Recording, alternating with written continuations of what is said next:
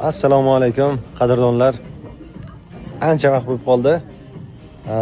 Mediaga chiqmayapmiz. Jamoamiz faoliyat yurityapti mediada.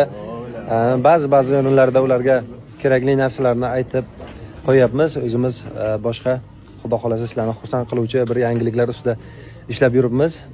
Lekin ayni paytda men ko'ryapman, do'konimizdan bugun aylandim, kelgan mahsulotlarimizni ko'rdim va do'kon holati bilan ijtimoiy tarmog'imizning holatini solishtirsak, ijtimoiy tarmog'imiz ancha-muncha orqada qolgan. Ya'ni do'konda juda ko'p yangiliklar bo'lyapti, yangi mahsulotlar kelyapti. Lekin ular haqida ijtimoiy tarmoqlarda to'liq yoritilmagan. Mana bu joyda butun boshli media jamoasi turibdi. Mana 1, 2, 3, 4, 5 kishi. Lekin media orqada qolib ketyapti do'kon holatidan. Men hozir podpischiklarimizga, kuzatuvchilarimizga aytib turdim. Do'kon holati oldinga o'tib ketgan, media holati orqaga qarab ketib qolgan. Chunki juda ko'p yangiliklar, yangi kolleksiyalar mijozlar uchun taqdim qilingan, lekin ular ijtimoiy tarmoqda ko'rsatilmayapti. Ba'zilari sotilib tugab ham ketgan.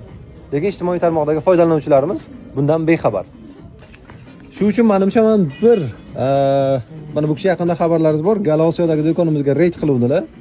Menimcha bugun media jamoasini reyd qilish vaqti keldi. Reyd qilish kerak qatana. Hozir mana shu mantiq bilan do'konni birgalikda aylanamiz.